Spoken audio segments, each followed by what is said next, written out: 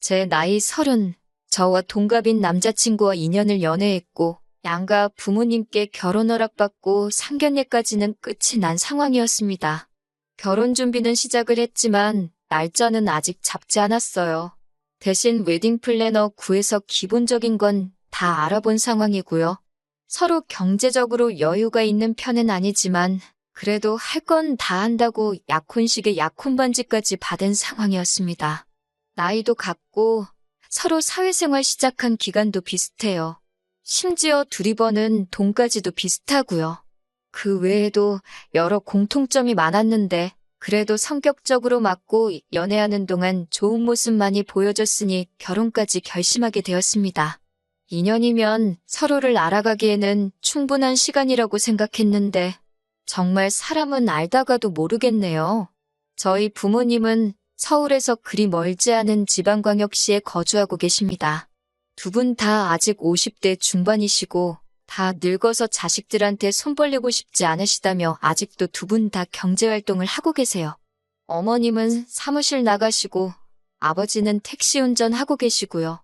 남자친구 회사가 저희 부모님 살고 계신 지역에 지사가 있어서 그 지역으로 출장이 잦은 편이에요. 연애하는 동안 한 번도 몰랐던 사실을 얼마 전에 알게 되었습니다.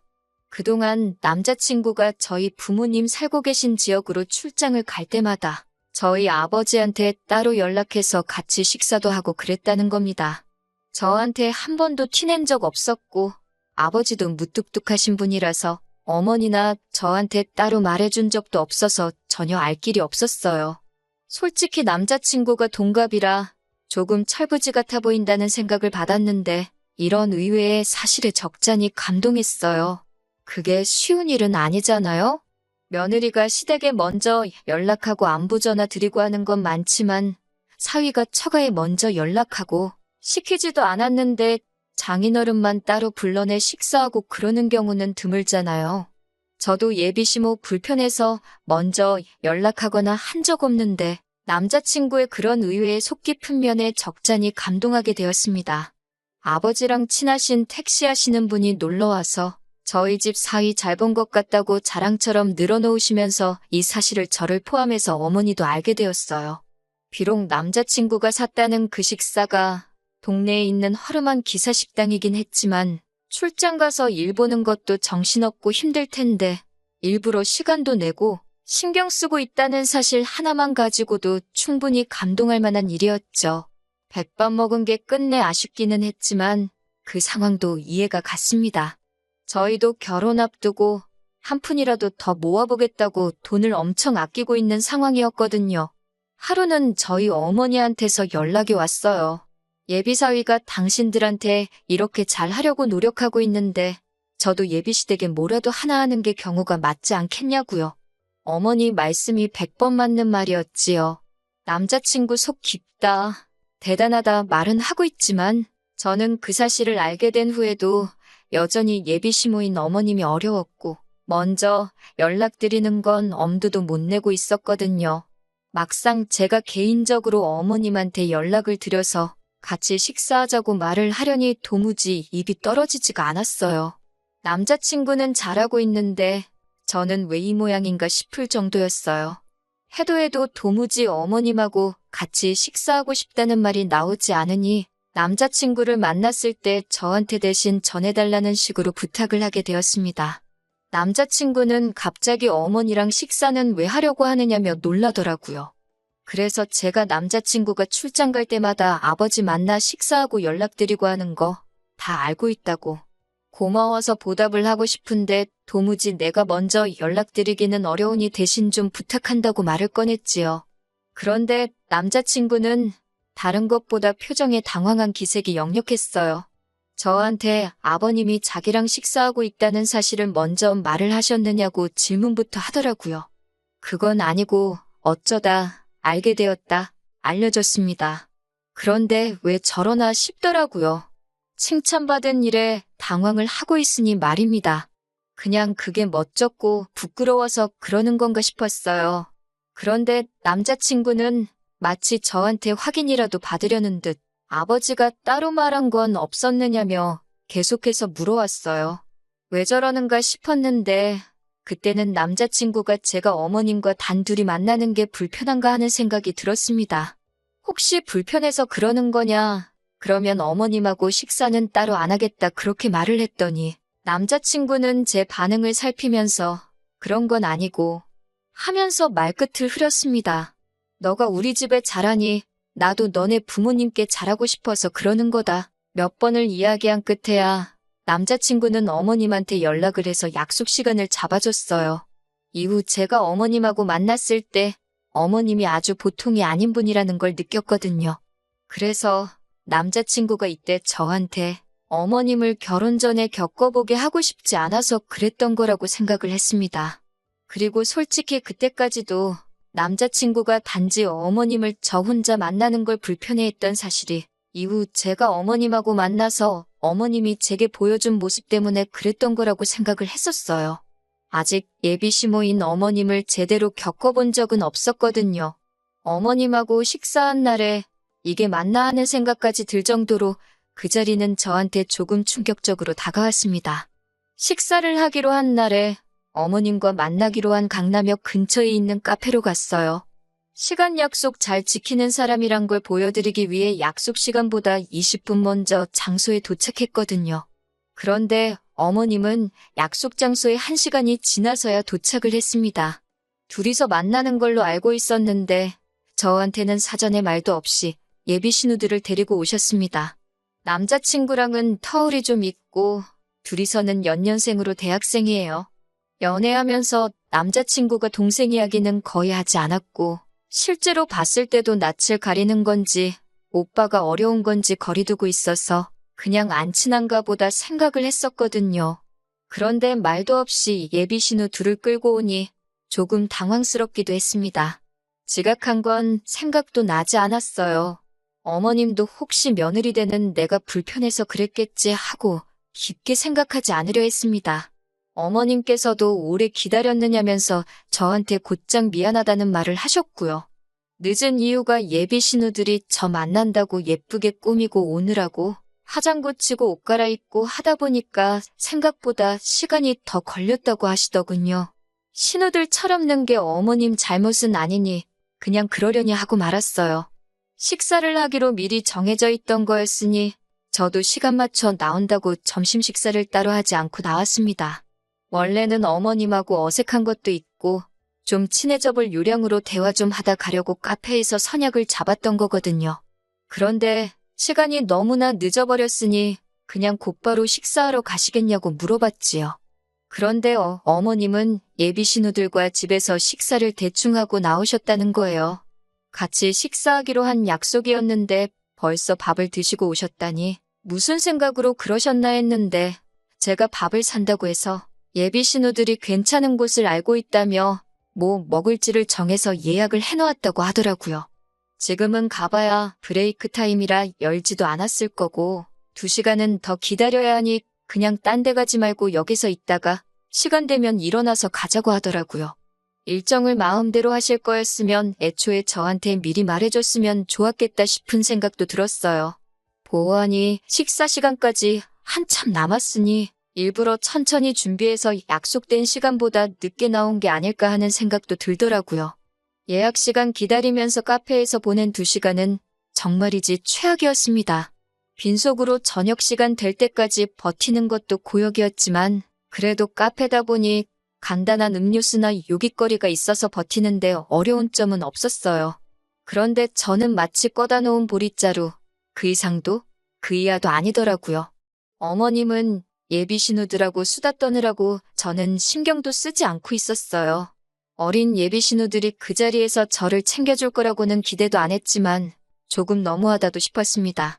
일부러 제가 모르는 이야기만 골라서 하는 건지는 모르겠는데 그렇다고 예비 시모 앞에서 핸드폰 꺼내서 딴짓하고 있기도 그렇고 예비 신우들 대화에 끼려고 하니 도통 무슨 주제로 대화를 하는지도 모르겠고 아는 거 하나 나와서 아는 척이라도 하면 예비 신우들은 아직도 낯을 가리는 건지 그 주제로는 더 이상 대화를 하지 않고 그대로 대화가 뚝 끊겨버리고 거기까지야 물과 기름처럼 섞일 수 없다는 신우와 며느리의 숙명이라 생각하고 그냥 넘어갈 수 있었지요. 어머님도 며느리랑 둘이 있으면 부담스럽고 불편할 테니 딸들 데리고 나왔겠거니 싶었고요. 아무튼 그런 고행의 시간도 지나게 되어 드디어 식사를 위해 예비 신우들이 예약해뒀다는 장소로 자리를 옮기게 되었습니다. 그런데 식사 장소라고 도착한 곳이 강남에 있는 고급 오마카세 일식집이었어요. 가격을 보니 웃음도 안 나오더군요. 1인당 24만 원이라는 말도 안 되는 가격이었습니다. 이런 좋은 곳 와서 술이 빠지면 쓰냐고 술 한 병까지 추가하는 바람에 계산할 때 보니 110만 원이라는 거금을 내게 되었어요. 돈값을 하기는 했어요. 정말 잘 나오긴 하더라고요. 남자친구한테 청혼받으면서도 이렇게 비싼 밥을 먹어본 적은 없습니다.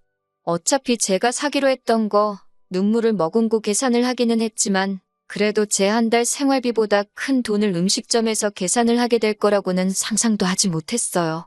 예비 신우 2명은 음식 나올 때마다 소리를 빽빽 지르면서 음식을 입으로 넣지는 않고 핸드폰 사진 안에 담는다고 이 각도에서 사진 찍고 저 각도에서 사진 찍고 난리도 아니더라고요.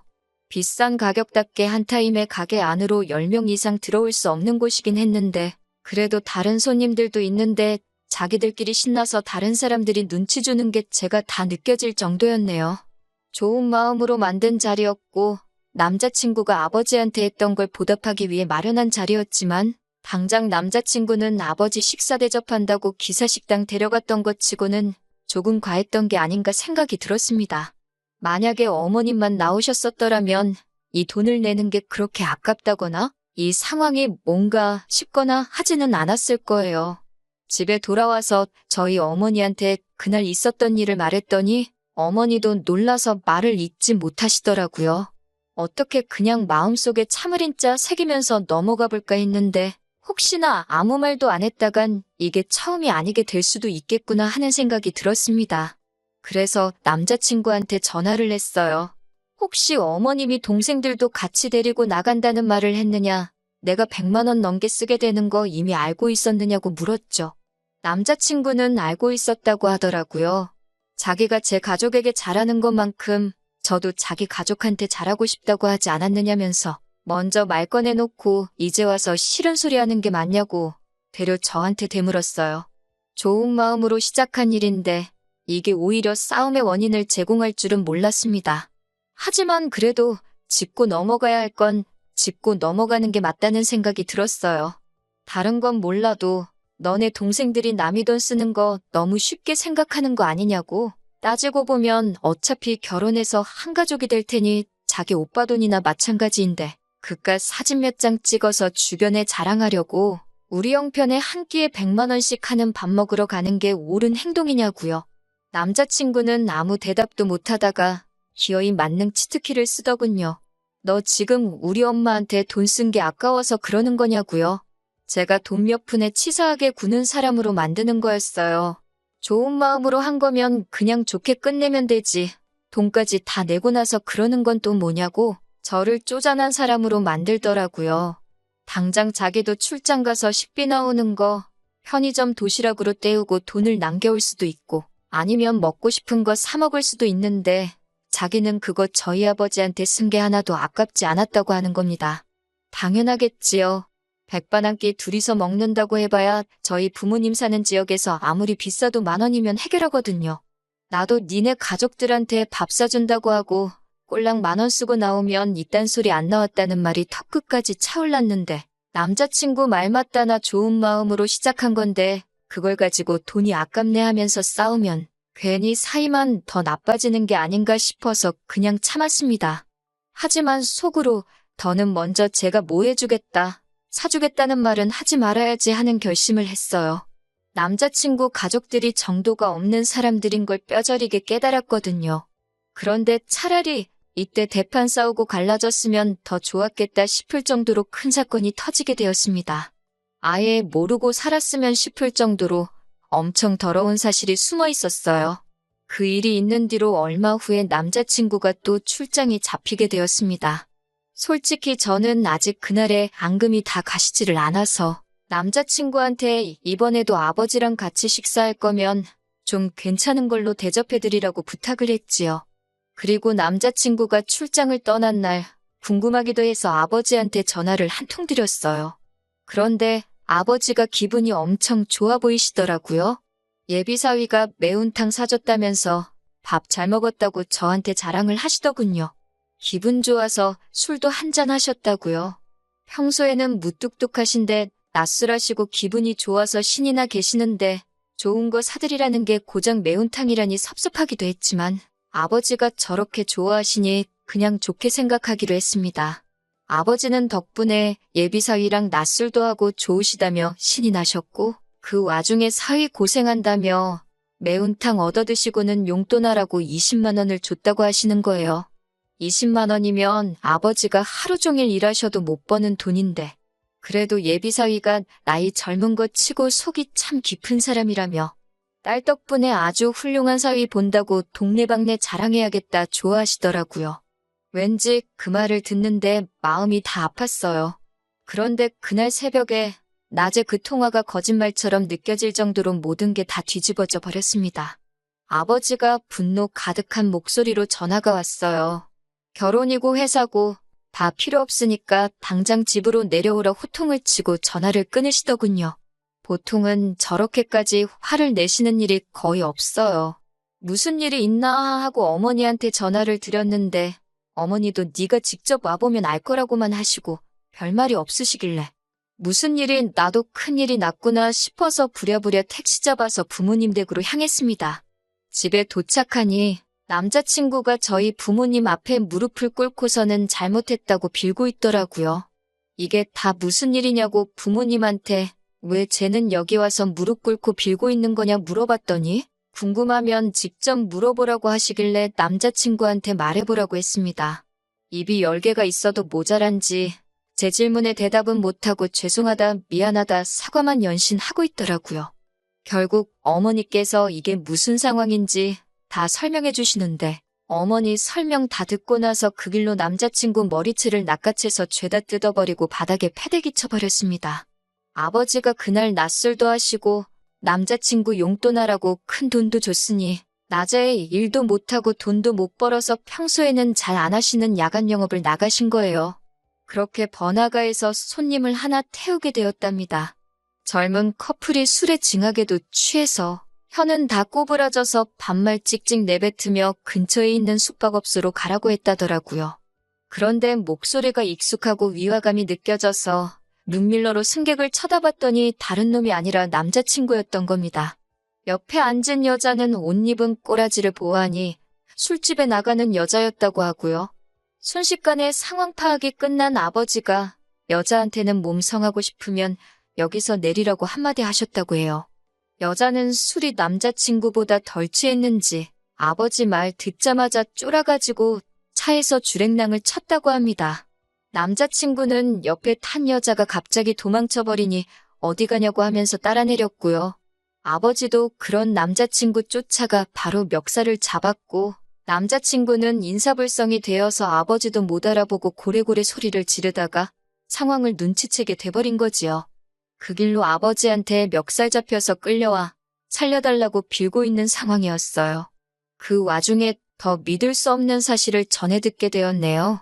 그동안 남자친구가 아버지랑 점심 식사하면서 대놓고 용돈을 요구했다고 하는 겁니다. 결혼 준비하는데 돈을 아끼다 보니 저 맛있는 거 하나 제대로 못 사준다면서 아버지한테 용돈을 달라고 했대요. 아버지는 그동안 예비사위한테 5천 원도 안 하는 백반 한 끼 얻어먹고 적게는 5만 원에서 많게는 10만 원씩 저랑 엄마 몰래 예비사위한테 뜯기고 있었던 거예요. 남자친구는 아버지한테 받은 그 돈을 가지고 출장 끝나고 같이 출장 나온 직장 동료랑 해서 술집 가서 여자 부르고 유흥하는데 홀랑 탕진해버리고 그랬던 거고요. 모르긴 몰라도 그러는 와중에 지 돈도 홀랑 써버렸겠지요. 아버지는 그 와중에도 남자친구가 아버지한테 용돈 받은 거 체면 운운하면서 비밀로 좀 해달라고 했던 남자친구 부탁에 비밀 지켜주시며 끝까지 아무 말도 안 하고 계셨던 거였고 이렇게 뒤통수를 세게 맞았던 것이었죠. 생각해보니 남자친구도 자기가 출장 가서 예비장인이라고 같이 식사도 하고 평소 성격이면 그걸 가지고 저한테 생색을 내도 12번은 더 냈을 텐데 아무 말 없이 있었던 게 저렇게 찔리는 구석이 있었기 때문이었던 겁니다.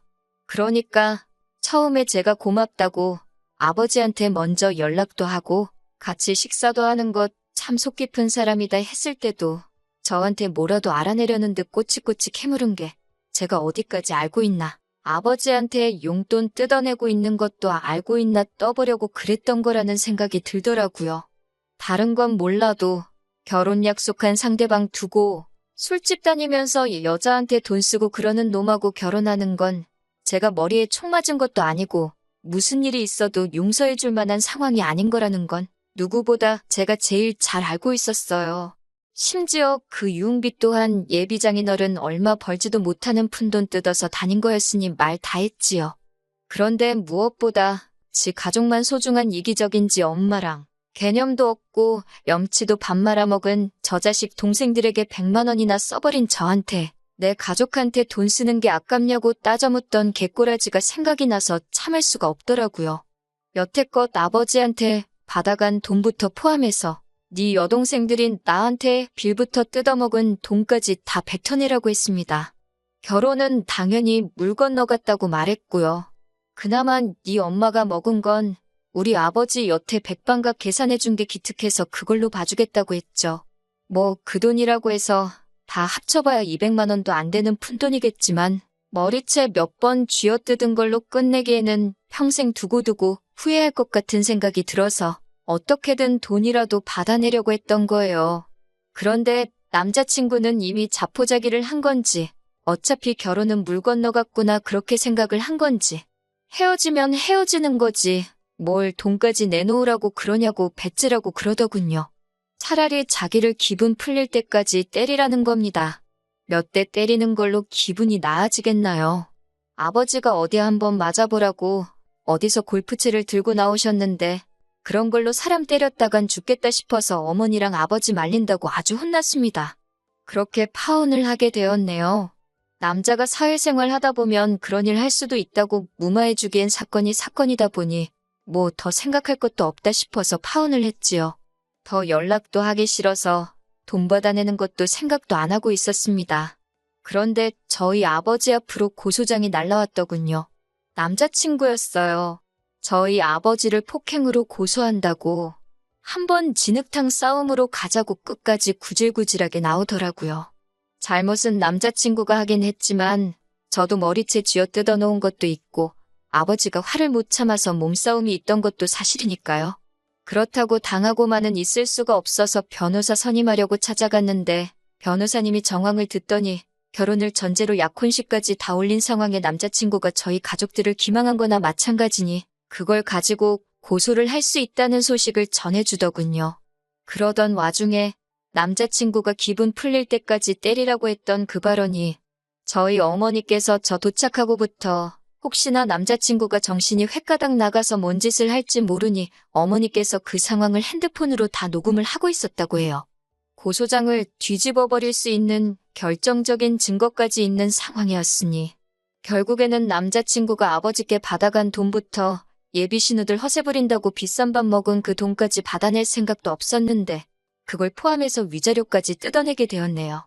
아버지 상해죄로 고소한 것 또한 허위사실을 증명해서 무죄가 되었고 남자친구 괘씸죄로다가 무고죄로 역고소를 할까도 생각해봤는데 변호사님이 하는 말이 긴 싸움이 될 수도 있고 원하는 결과가 나오지 않을 수도 있다고 하시기에 합의금으로 돈 더 뜯어내고 사건은 그냥 넘어갔습니다. 그 과정에서 남자친구는 그나마 다니던 직장에서 잘리게 되었으니 이 정도면 충분했다는 생각도 들었어요. 정말 사람이라는 건 겪어보기 전까지는 어떤 사람인지 알 방법이 없네요. 하지만 결혼을 준비하는 과정에서 이 사람의 본질을 알게 된 게 천만다행이라고 생각합니다.